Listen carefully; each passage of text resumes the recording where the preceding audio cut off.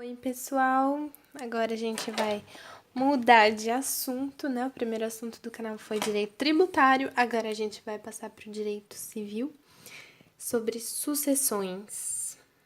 Bom, a sucessão é ato pelo qual uma pessoa assume o lugar de outra, né? Sobre sua titularidade dos bens. Então, por exemplo, o pai morre e o filho assume a titularidade sobre os bens. Ela pode se dar por lei ou disposição de vontade, né? De que forma? De forma legítima, mista ou testamentária. A herança se dá sobre a universalidade de bens, porque ela diz respeito ao patrimônio do sujeito de direito, que é só sobre pessoa natural, né, que faleceu. Então, por exemplo, as dívidas, bens, créditos, ações, direitos daquele que faleceu, que é o chamado de cujus. Diz respeito à morte de pessoa natural. No caso dos ausentes, tá no artigo 26 do Código Civil, os herdeiros e os interessados, eles devem requerer a abertura da sucessão, primeiro provisória e depois definitiva. Aí aqui, ó, a definitiva é após 10 anos do sumiço. Assim, a lei ela autoriza os herdeiros do ausente, num primeiro momento, ingressar com pedido de abertura da sucessão provisória. E se depois de passado 10 anos do pedido de abertura, né, dessa sucessão, e o ausente ainda não tiver retornado ou não se tem comprovação da sua morte, os herdeiros ou os interessados, eles podem requerer a sucessão definitiva, que também, né, vai ter duração de 10 anos. Agora, no caso de mais de 80 anos, o ausente, os interessados ou os herdeiros podem requerer a definitiva, provados 5 anos das últimas notícias dele, devido à elevada idade. Vamos falar sobre o princípio da saisine. Ela diz respeito à transferência no mesmo momento da morte aos herdeiros. Então, isso é muito importante, grava essa frase, é a transferência no mesmo momento da morte aos herdeiros. A transferência, né, da herança, né?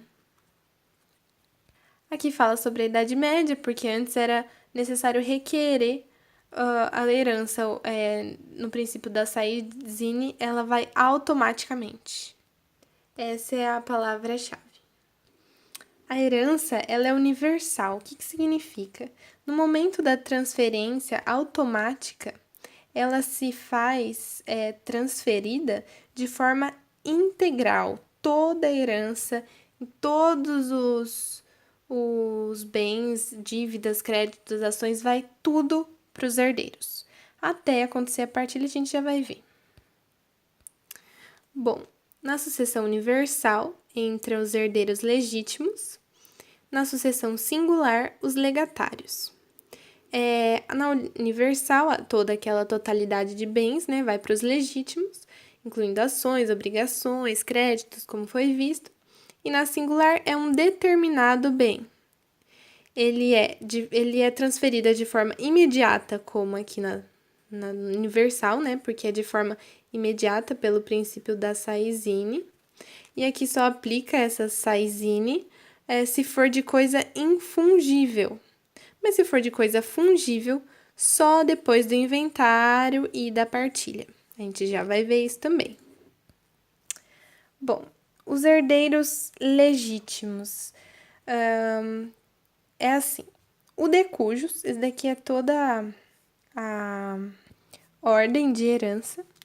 Então, o de cujos, né, que morreu, Se tem filhos, vai primeiro aos descendentes, que é primeiro os descendentes, depois os ascendentes na linha reta, que é essa daqui que vai para cima, é o ascendente, vai para baixo, é o descendente, então é uma linha reta. Os colaterais é a linha horizontal, que diz respeito ao irmão, que é em segundo grau, o sobrinho, né, tá colateral aqui ainda, tá do lado. Terceiro grau, filho do sobrinho, quarto grau. A linha ascendente e descendente, ela não tem limite. Então, no momento que o decujus morre, ele não tem filhos, vamos supor. Não tem pai, não tem avô, não tem tio, mas tem primo,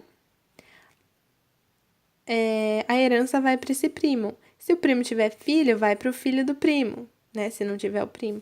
Então, da forma ascendente e descendente, não tem limite. Já na parte colateral, para até aqui. Aqui é o limite. Por quê? Porque na linha colateral só vai passar a herança pro irmão, pro filho, né, do seu irmão, que é o seu sobrinho, ou pro filho do sobrinho, que é até o quarto grau. Aqui a gente não considerou a existência de cônjuge. Então, primeiro passa ao descendente, depois ao cônjuge. Se não tiver cônjuge, aos ascendentes e assim vai subindo. Se não tiver nem para cima nem para baixo, vai pro colateral. Bom, o que é a herança legítima, né? É o que a lei assegura. E ela diz respeito a 50% de toda a totalidade de bens. Então, vamos dizer que essa é a totalidade de bens. 50% é herança legítima, que é dos herdeiros legítimos. Toda aquela outra que sobrou, todo aquele 50% que sobrou, o testador, ele pode dispor de forma que ele bem entender, que é o que diz respeito à meação disponível aqui.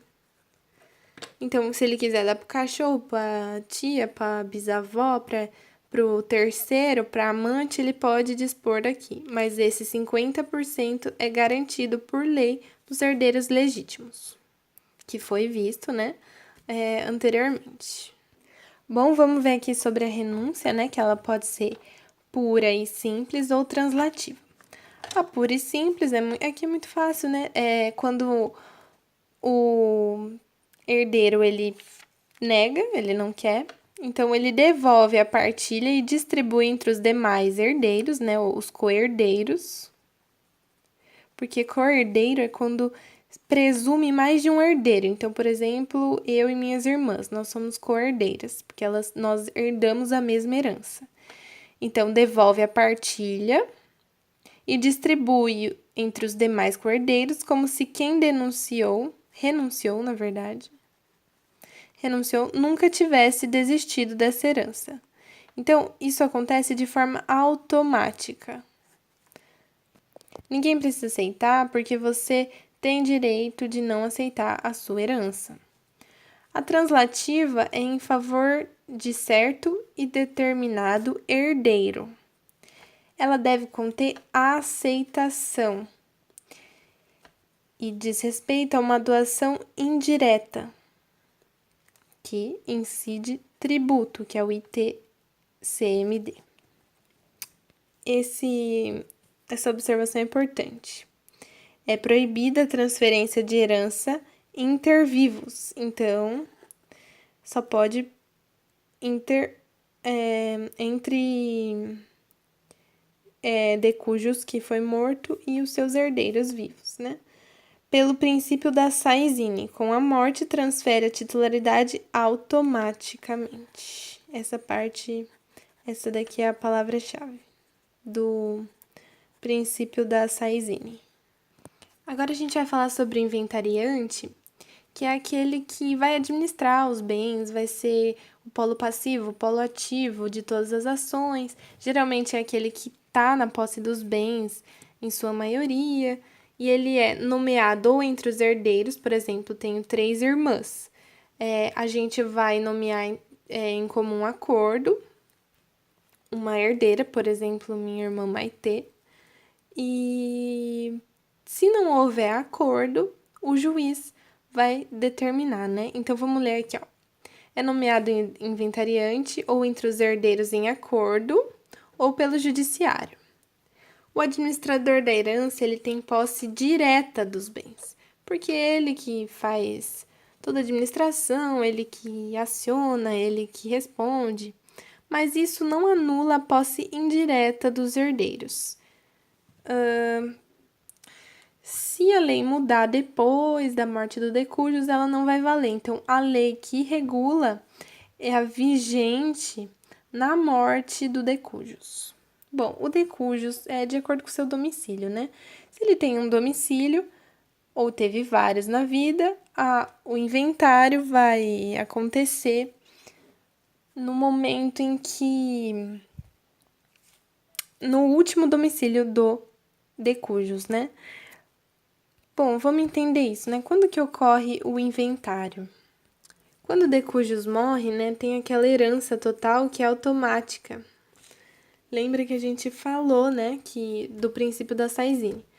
Aí fica um tempo e tal, até acionar o inventário, que aí vai determinar a partilha entre os herdeiros, co-herdeiros. Então, o local desse inventário, que vai ser acionado, vai ser determinado, aberto, né? Ele vai ser no último domicílio do decujus. Se ele tiver vários domicílios, pode acontecer em qualquer deles. E se não tiver determinado, é onde reside os bens imóveis deles. Se tiver mais de um, decide. E é importante frisar que só pode escolher apenas um. Não pode existir inventários em vários domicílios. No caso de estrangeiro, se tiver bens fora do Brasil, inventaria fora do Brasil. Bom, na herança, né, que é o total, o condomínio acontece só depois da partilha.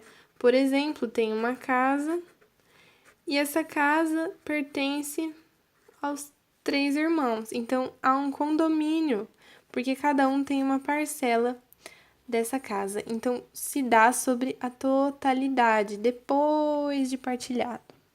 Os coerdeiros, né? Aquilo que eu falei, que o coerdeiro é quando se pressupõe mais de um herdeiro. Então, por exemplo, aqui, vamos ver o que acontece. Tem o decujus, ele morre, princípio da Saizine, né? Que automaticamente... Então, toda vez que eu falar do princípio da Saizine, lembra dessa palavra-chave. Então, todos os bens da herança, né, a universalidade de bens, automaticamente transfere para os herdeiros, que são os co-herdeiros entre si, tá vendo? Esses têm relações. Então, todos têm esse bem. Vamos supor que é uma casa, uma bicicleta e um terreno. Todo mundo tem esses bens, né?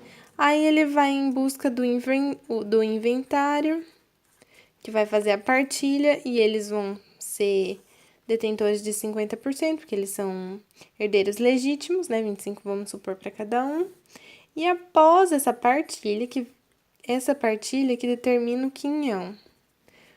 Pode ser igual, pode ser 20% para esse, 30% para esse, como bem o testador dispor. Aqui, bem resumido, aqui tem herança, que é a totalidade. Ocorre a partilha pelo inventário, e aí é definido qual quinhão é de quem. Bom, gravem isso, que o direito à sucessão aberta é sempre por bem imóvel. E vamos lá. Se ainda não foi partilhada a herança, né, entre todos os co-herdeiros, um herdeiro ele pode ceder sua herança. Mas se for por bem imóvel, precisa de escritura pública, mas outorga uxória, que é da mulher, né, da esposa, ou do marido, se esse herdeiro que quer ceder tiver. Marital é do marido, tá? É apenas quando ainda não foi partilhado, então herança em sua totalidade. já que está sob a totalidade dos bens, por ser indivisível e universal, a herança ainda não partilhada não pode ceder singularmente um bem. Então, ele pode ceder tudo, desde que bem imóvel, mas não pode ceder apenas um bem, por exemplo, uma bicicleta ou só uma casa. Os coerdeiros, eles têm direito de preferência. Se um herdeiro ceder a terceiro de forma onerosa, os coerdeiros eles podem acionar porque eles têm direito de preferência de herdar aquele bem. Então, se for por doação, né, que não é oneroso, então não tem esse direito de preferência. Então, caso venda a terceiro, pode o coerdeiro exigir desse terceiro sua totalidade transferida, dado o direito de preferência. Então, vamos falar sobre esse inventariante. Ele é aquele que administra a herança ou espólio ou a massa falida, né? Ele é nomeado por acordo entre os coerdeiros ou pelo juiz. Ele é o ativo ou passivo, autor e réu das possíveis ações. Se ele é faltoso, ele pode ser removido e o juiz garante ampla defesa e contraditória a esse inventariante que pode ser removido. Até a abertura do inventário, a administração provisória recai sobre. Então, se ainda não definido o inventariante, primeiro recai sobre o cônjuge ou companheiro, segundo sobre o herdeiro que está na posse dos bens, se mais de um mais velho, terceiro ao testamenteiro, ou quarto, o que o juiz designa. Bom, pode ocorrer a exclusão da sucessão legítima, que é aquela que a gente viu, o de cujos morre e vai automaticamente, né, para os herdeiros legítimos. Essa exclusão, ela é a indignidade e tem a deserdação, mas vamos falar primeiro nessa parte sobre a indignidade. Ela decorre de lei, por isso ela é taxativa. São 3, ofensa à vida, no caso de ofensa à honra, e no caso de liberdade de testar do de cujos. Bom, no caso de ofensa à vida, na esfera criminal, né, porque o direito criminal que disciplina a vida, né, que é o bem mais precioso. Então, no caso do homicídio, se for por legítima defesa ou por perturbação de faculdades psíquicas, exclui a punibilidade, aí não pode sofrer exclusão da sucessão, que é a indignidade, não pode sofrer indignidade. O homicídio que exclui é aquele contra o autor da herança, o de cujos, que morre, o cônjuge, o companheiro, o ascendente ou descendente, né, que são os herdeiros legítimos, que é a linha reta e o cônjuge. No caso de ofensa à honra, calúnia, difamação ou injúria, o mesmo contra as mesmas vítimas, né? A linha reta e o cônjuge ou companheiro. Lógico que o de cujos também. Mas nesse caso, né, pode estar morto. Aqui no homicídio, para ele ser morto, ele deveria estar vivo. Bom, o último dessa nossa aula é no caso de ofensa à liberdade de testar, que é por violência física, né, ela é constatada, ou psicológica, são os meios fraudulentos, que é o objetivo de inibir o testador a gerar seu testamento. Então, são essas 8 hipóteses. Constranger ele, né, forçar ele a fazer um testamento. 2. Impedir a revogação do testamento anterior. Bom, vamos supor que o testador, o de cujos, ele fez, né, porque ele tá vivo ainda, né? O testador, então, ele foi lá, fez um testamento, mas ele desistiu, quer fazer um outro. Nesse caso, aquele que está impedindo, ele era beneficiado, mas depois ele parou de ser. Aí ele quer impedir. Então, isso entra no caso de ofensa à liberdade de testar. O terceiro é suprimir o testamento cerrado ou particular. Então, o testamento, ele pode ser cerrado, né? Ou seja, ele pode ser costurado, ele pode ser colado, fechado, guardado. Ele é particular, ele é segredo, vamos dizer assim. Então, se o herdeiro ou outro suprimir, né, ele pode ser excluído da sucessão. Testamento falso, né, no caso de o herdeiro, o interessado fizer um testamento falso. 5.